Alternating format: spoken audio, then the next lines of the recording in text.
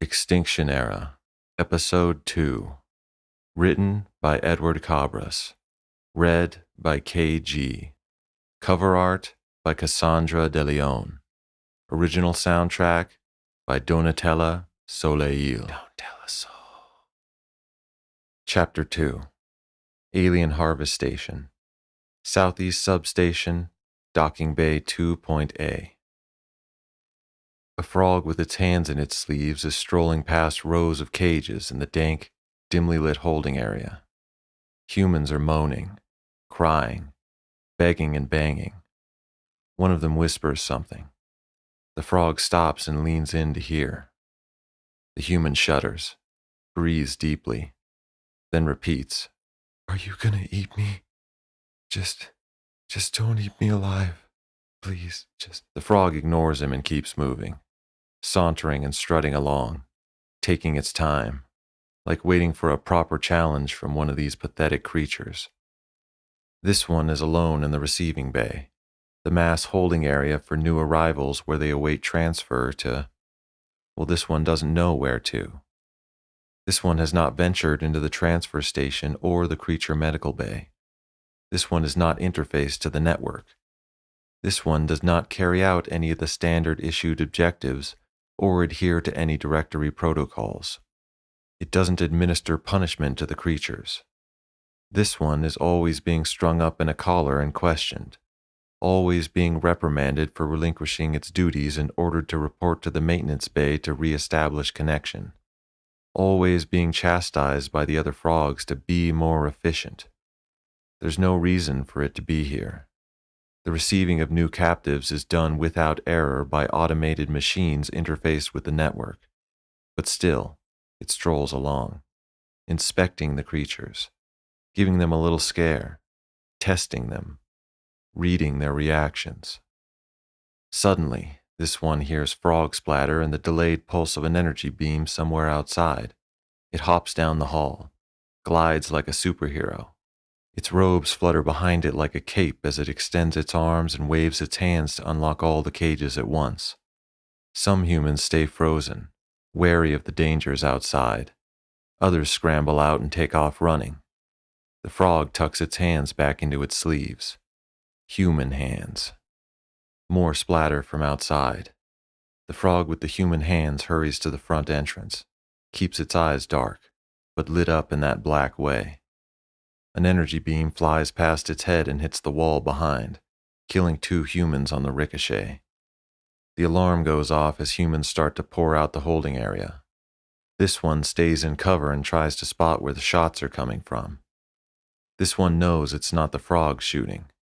They're just now responding to the alarm. They have other more efficient things to do than patrol the automated receiving of new captives. They wouldn't be using an energy rifle, and they wouldn't have missed over this one's head with a warning shot. They'd have nailed this one between the big froggy eyes or have it by the throat. Frogs don't play games, but this one knows someone who does play games. Another shot scorches past this one's head, close enough to feel the heat. It hops from cover to cover. The rest of the frogs are busy wrangling the escaped creatures while this one searches for where the fire is coming from. This one prefers to remain neutral in most cases, but it's not taken any chances this time.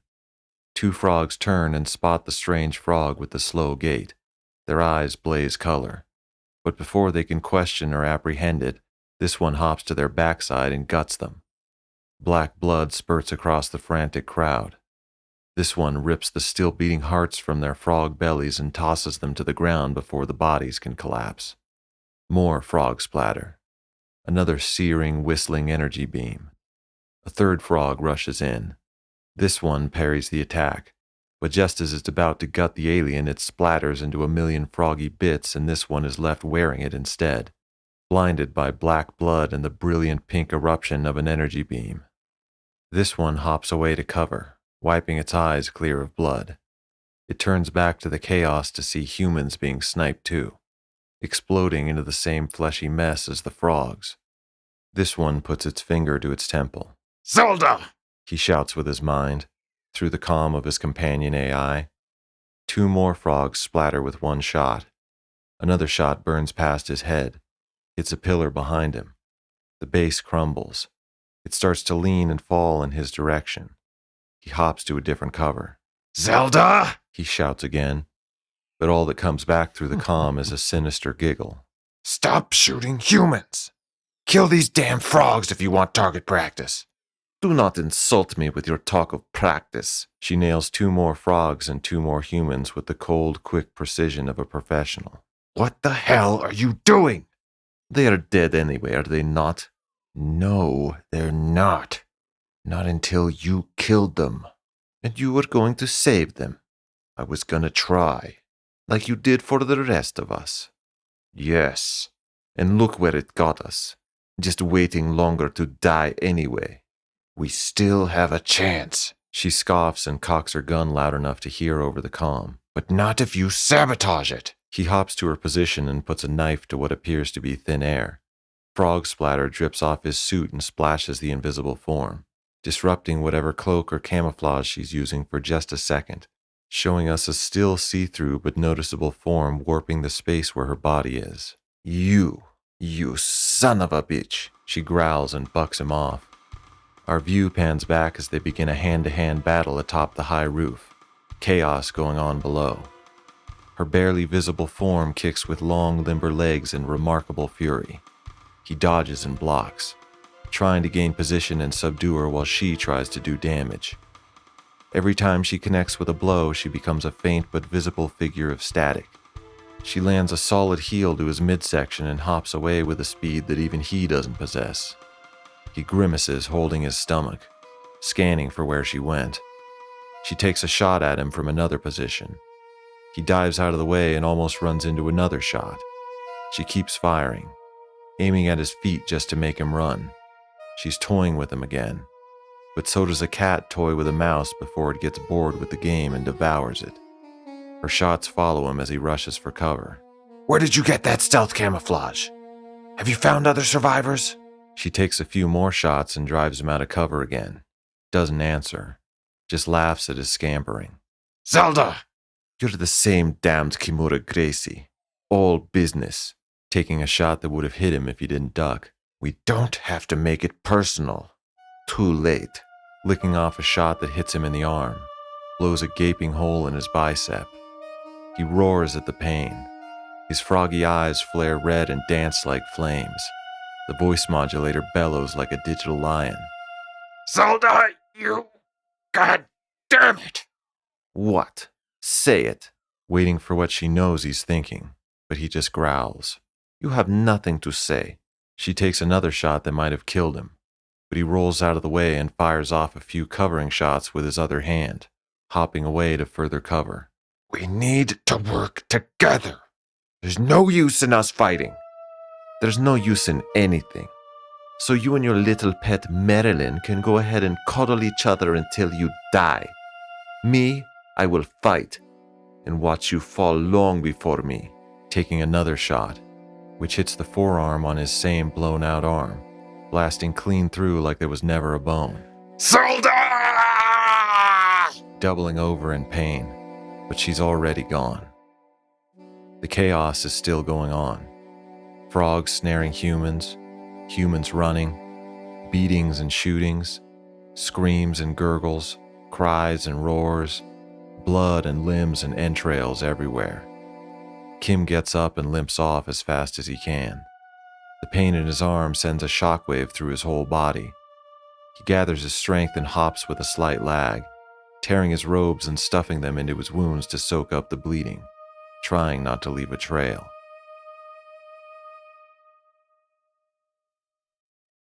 Ishmael sits on his bunk rubbing the side of his face, which is noticeably swollen and red. Mary stands over him with her arms crossed. Just be glad you didn't try that with any of the other women. Tossing some medical ointment on the bed next to him. Maggie's a service vet, a black belt in jiu-jitsu, and a frog suit. Cage girl's a biter, and from the looks of your other cheek, she's a scratcher too. And Zelda. The doc and Mary exchange looks but don't say any more. Sorry, he mumbles, starting to rub the ointment on his cheek. What was that, Mr. Grabby Hands? Ishmael looks up to her, careful not to let his eyes wander. I'm sorry. I shouldn't have done that. I just kind of got lost for a minute. I'm really sorry. Well, I hope you learned your lesson, but don't take it too personal. These aren't normal circumstances, so I get it. You thought you were dreaming. I know the feeling when you realize it's a dream. You think you can do anything without repercussion, and chances are you go right for the sexual stuff. Can't say I blame you either. I am quite charming. My long, flowing hair tells of budding fertility and the romantic struggle for survival. Mary. Just remember there's a cage waiting if it turns out we can't trust you. And your new neighbor is going to be the one grabbing you in uncomfortable places. Ishmael already knows it's true. So what's her deal anyway? The woman in the cage. Did she just lose it and never come back around? I don't think she ever had it in the first place. We don't know what happened to her. She only spoke to us the first day. She was out of her mind. I'm sure we all made fools of ourselves at first. But she was accusing Kim of murder. She had to be restrained.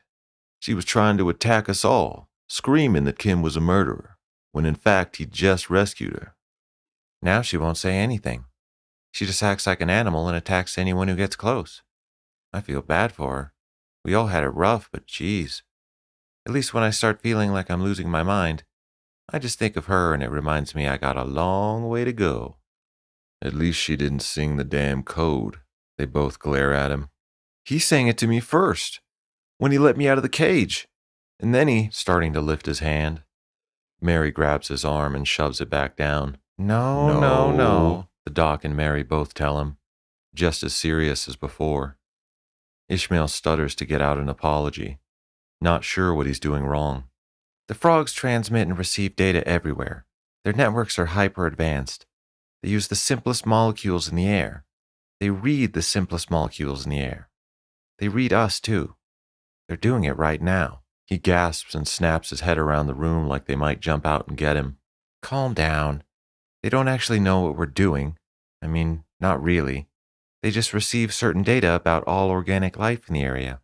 So, when you do that hand motion, or you sing that song, the aliens, the frogs, saying it like he doesn't approve of using such a silly word, the frogs receive data on it. The only reason our codes fucking work is because the frogs don't know we recognize them. That scale you sang earlier, you mean the do, re? Mary slaps him across the face before he can do any more damage. The doc crosses his arms and shakes his head. Kim was right about him. Don't ever sing that damn song. Ever. You're gonna get someone killed. Okay, I'm sorry. Any fucking way. That scale isn't something the frogs recognize as human communication. They're very data-oriented. Hard data, I should say. From what I can tell, I don't think they make art, so they don't seem to be able to analyze or quantify artistic expression. A scale in one of 12 keys with various pitch imperfections, or slight frequency deviations based on human error and individual vibrato, should remain dark to their search for rigid structural data. But of course, the frogs are hyper-intelligent, they're always adapting, and so is their network. So if we use it too much, they'll pick up on it eventually. But for now, it seems the frogs are still tone-deaf. And a melody is the easiest recognizable sound we can make while wearing the mask and speaking through the voice modulator. Oh, Ishmael says, rubbing the side of his face. And be warned, not only are you risking everyone's life, but if Kim or one of the other frog suits catch you singing, they might not just slap you. Frog suits? The others who go out in the suits like Kim. Come on, asshole. That one you couldn't have figured out yourself? Give him a break, Mary. You already slapped him twice. Not that he didn't deserve it, but he just woke up to this. Yeah, well, if you start singing or try to touch my boobs, I'm gonna smack you. Don't take it personal. You too, Doc. I'm sure. Well, Ishmael, welcome to the dungeon, for what it's worth. If you need anything more from me, I'll be in the lab over there. But if you're feeling okay, I should get back to work. Yeah, I'm feeling fine. Good. I'm not sure what you'll do around here, but maybe you should keep that in mind. What do you mean? How to help, the doc says, walking away to the lab.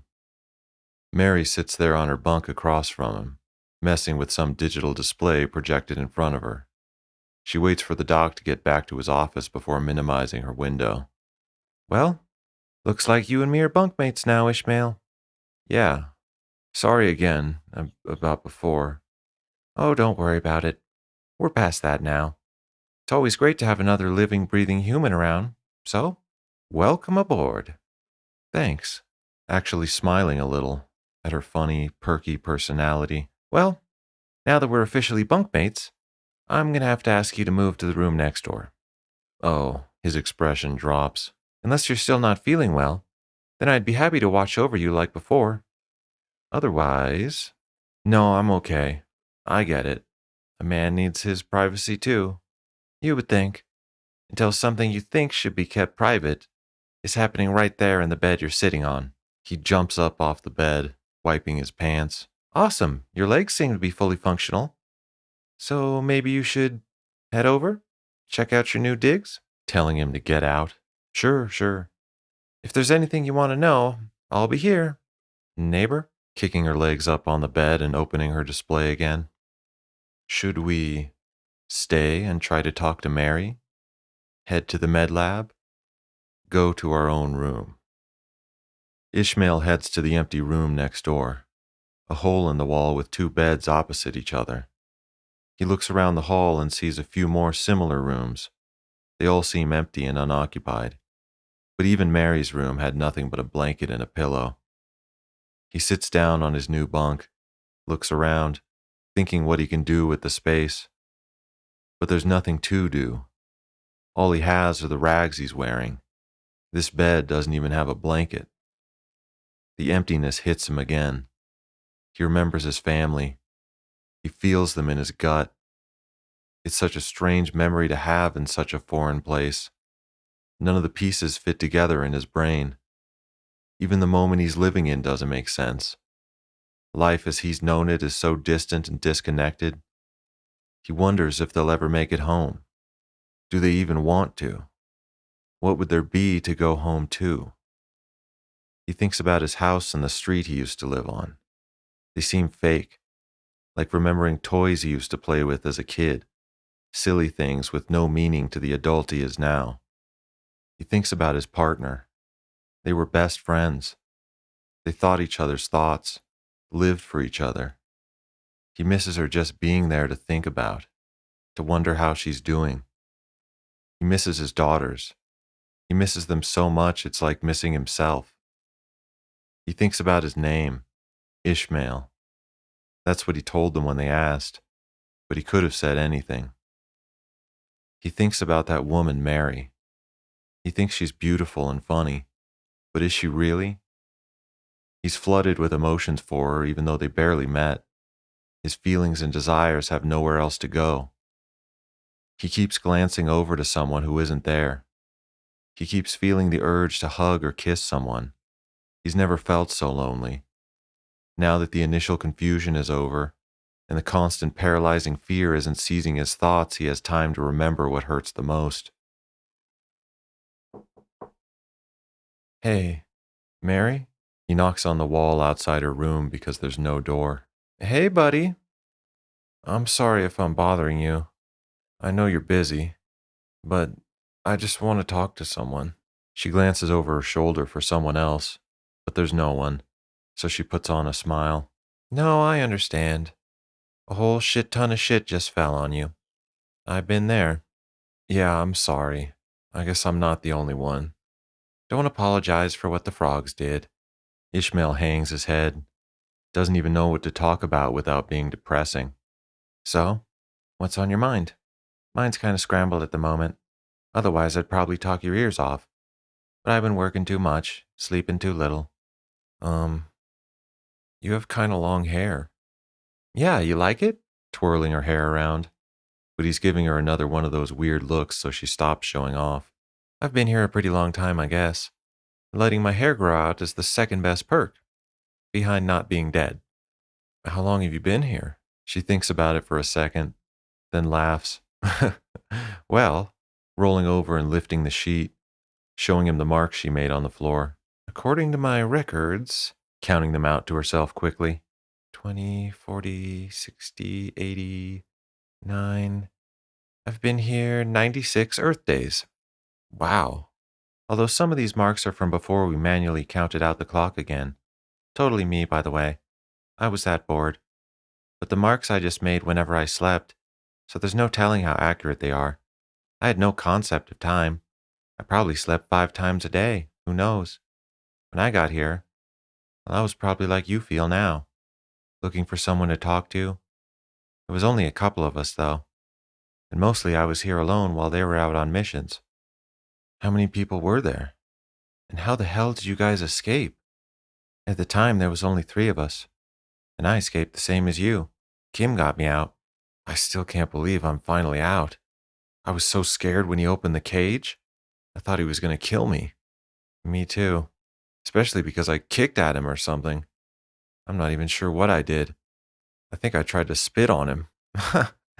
Yeah, Mag did that too. I just flipped him off and stuck my tongue out. Did you really? Yeah, that's how it usually goes. You can't unlock all the cages. The frogs would figure it out. They just would. That's the nature of their ability to network and share information. So Kim looks for people who made it all the way here and didn't break. They're still fighting. Ishmael thinks about it, and a small smile actually crosses his face. That's not always the case, though. Like Doc. He noticed Kim limping and he was like, "I'm a doctor, let me out. I can help you." As if these damn frogs need any help from a stupid human. They're seriously millennia beyond us. But hey, the guy was still trying, I guess. He made it here and he was still trying to talk the frogs into letting him out. And it worked. Kim had some injuries, so we dragged the doc out and carried him all the way. That's not the story Doc will tell you. And you didn't hear it from me. I don't want to get on the doc's bad side. But Kim told me once. Ishmael stops and thinks about Kim, the man who rescued him too. He still doesn't believe it's Kimura Gracie, but he's one bad motherfucker, whoever he is. So how the hell did Kim get out? Seems like he's the one who rescued everyone else. But how'd he get out in the first place? Mary snickers under her breath. According to him, that son of a bitch wasn't even captured. Wasn't captured? How was that possible? He says he infiltrated one of the transport ships, climbed in through one of the landing gear shafts, stayed hidden crawling around in the air ducts till the ship reached this station. Who would be crazy enough to try something like that? And how could he not get caught? I refuse to believe that. Believe it or not, but I'd be less prone to believe he escaped on his own after being captured, stripped, shaved, tagged, caged, and beaten to shit like the rest of us. Besides, he's the only one who doesn't have a tag. No tag? You mean he reaches to touch the back of his neck where the frogs used a laser to brand something across his shoulders? Same as everyone. Even Zelda had a tag. She takes a breath and straightens herself out after just saying the name. Who's Zelda? Mary turns to him slowly, taking a second before meeting eyes. Zelda, she repeats, like she'd rather forget the name and never have to say it again, is one of Kim's old crew. Apparently they fought together during the proxy wars. The proxy wars? That was over 100 years ago. You keep saying this stuff like it's true, but I just don't believe it. How could anyone be alive that long? Unless they're, well, proxies. Well, sometimes I don't know what's true around here either. She glances over her shoulder. But I checked him out. And he's got one, tapping her temple. A companion AI? Really? Mary nods. Well, okay, so he has an implant. But how do you know it's not some black market thing? People got illegal mods in our time. That's not uncommon. And who knows what kind of experiments the governments or rich corporations were doing? He could be some modern day test subject or military experiment. I guess anything's possible. But the parts are fucking relics. They're definitely pre-war era. I can hardly believe they're still functioning. And it doesn't seem likely that if he was some modern day experiment, they'd be using such outdated tech. Ishmael still can't take it seriously. But that still doesn't explain how he could be alive. Even if he's proxy, that doesn't make his body a machine. Human tissue and organs can't survive that long. Mary gives him a straight look, sighs. No, you're right. But here's where we really get into story time. So if you're reluctant to believe that stuff, I don't know how you're going to take this. Just tell me. I don't know what to believe. I'm just looking at the facts and I don't see how it's possible. Well, according to Kim, after the proxy wars, he was set up by the very same government that declared him a hero. You mean the United World Nations? Mm hmm. They were the only governmental body still standing. The proxy threat was over, but they still had a huge task ahead of them, trying to rebuild society, trying to organize and keep the population civil. They were afraid that after the near collapse of civilization, one man like Kim might force his way into power and rule with military strength. The state of humanity was extremely volatile. After the war, nearly everyone had seen combat. Everyone was a soldier, and Kim was their pedagogue, a strict, no bullshit kind of leader. The world spent nearly 20 years fighting under him. They worshipped him before the final victory, even more after. The UWN thought he was too dangerous, and at the same time too valuable, so they had him frozen in stasis. They had that technology back then? I didn't think we had that technology now. It was entirely untested, but since they didn't want him around anyway, they figured if it killed him, it solved their immediate problem too. And he just happened to wake up now. Supposedly, the UWN was keeping him in stasis under the mandate that in the event of a catastrophe so great it threatened to destroy all mankind, Kimura Gracie was to be released from stasis. That's insane! And they just assumed he'd help us after they double-crossed him like that? Guess they were lucky to be dead when he came back. I'll say. And that Zelda woman, the same thing happened to her? Kim thinks they either killed or froze all of his old crew. But apparently Zelda got the big freeze too. I'm not sure what that says about her, good or bad. And she's still here? I heard the doctor mention her too. She took off and no one's heard from her in a while. She wasn't the most stable woman I've ever met. She'd been fighting since she was a teenager. I gotta think that has an adverse effect on the female psyche. It's not good for anyone's psyche, but a woman especially. She pauses to think for a second, but decides not to go into detail. Let's just say she was prone to drama, and she was very possessive of Kim. She was like his little pet. She followed him everywhere, hissed if you got too close. Then one day they got in an argument and she ran off. No one's seen her since. Do you think she's still alive? Dunno. She knew how to survive, that's for sure. But on her own? Who knows? And why'd she leave? I mean, she survived the proxy wars. What could be so bad that she'd run off at a time like this? Mary thinks about it, but doesn't try too hard to come up with an answer. I don't know, kid. Doesn't seem like the smart thing, does it? No, it doesn't. Can't say I know either of them very well. I was always down here in the dungeon, working with whatever tech they brought back or trying to dive into the network. Those two were always up in the room, fucking, or out on a mission, trying to break people out, bring back more tech. But for a while there, it seemed like every time they left, they were just killing. The frogs, you mean? Yeah, they'd come back with dozens of frog chips. Network chips, which you have to pry out of their brain, by the way. But they were never of any use. The frogs use a combination of synthetic hardware and biocellular programming. Their implants are basically living tissue and organs, and they require a host with a very specific biometric composition. So you remove the frog chip from the host and the thing dies, so to speak. And all you're left with is a messy hunk of scrap. But those two didn't care. They just kept bringing them back like scalps. Squirrel tails. It was just trophies to them. It was a game and they were keeping score. Ishmael frowns. Kim doesn't do it anymore. He doesn't kill them at all if he can help it. Like I said, the frogs know all. And what they don't know, they're always in the process of learning. So you kill a frog one way, they'll read that data and adapt for next time. What kills them actually makes them stronger. That's kind of scary to think about, especially if those two killed so many. It's a stupid, dangerous game to play. But that describes Zelda pretty well. Ishmael wonders and worries about the reckless woman. Even starts to have doubts about Kim at this point. He may be the no-bullshit hero of the proxy wars, but this is different. He's been fighting all his life, too. He's been deceived and double-crossed, and Ishmael knows the irrational things a man will do for a woman. So what about you, then? You've been here just as long, and you didn't go crazy. Mary starts cackling like he's misjudged her completely. Oh, well, I kept myself occupied with something besides killing and fucking. Maybe I'm the illogical one in that respect. But anyway, I spent all my time researching, studying the tech they brought. I was able to build myself a basic personal computer, which allowed me to start writing a few programs, which is what I do best. Pretty soon, I became aware of the network and started working on how to hack into it. Eventually, Kim brought a new guy. His name was Lizard. Well, he's still alive. I shouldn't say was, but he got sick. He's been laid up in the med lab for a while now. What happened to him? I don't know. I don't want to talk shit.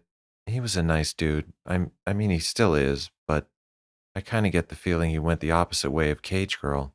He lost it, couldn't take it anymore. He started getting real paranoid and depressed. Now he just kind of lays there.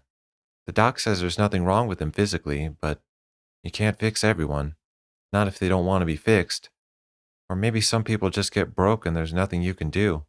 You can't go inside someone's brain and make it right. Ishmael nods. But he was a hell of a mechanic. He fabricated all the suits, all the weapons, even some of the doc's medical tools. Luckily, I kept schematics and notes of everything he did. I'm not half as good as him, but I can fix the stuff all right.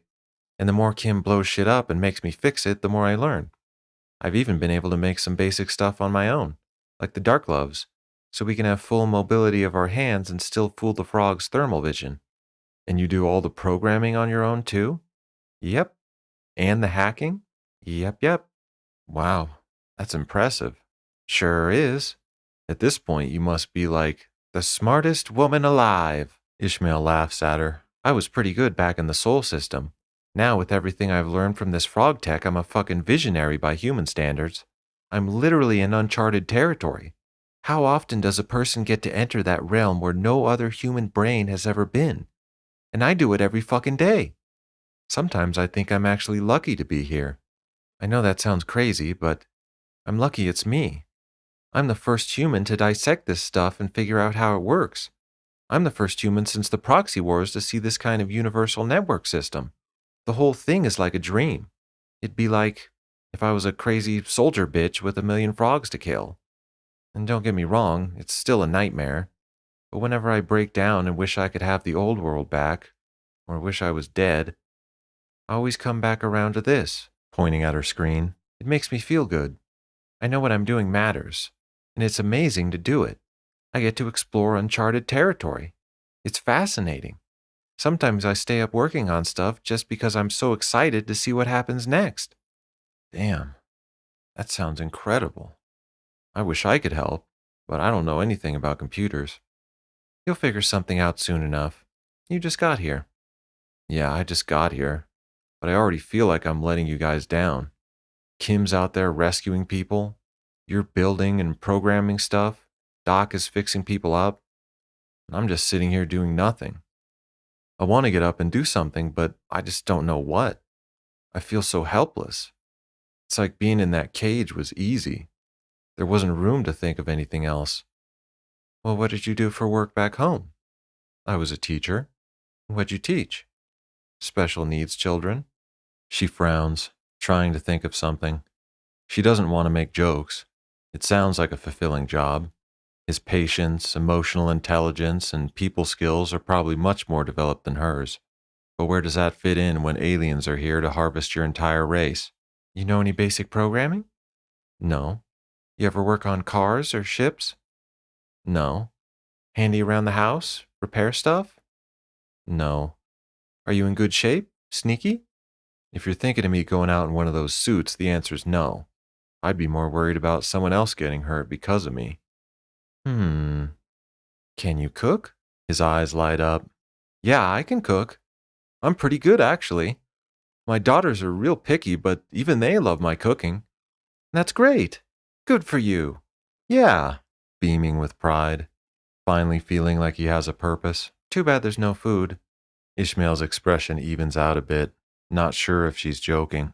I mean, we have food, so don't worry. It's just all like a paste or a shot. Oh, sinking back into defeat.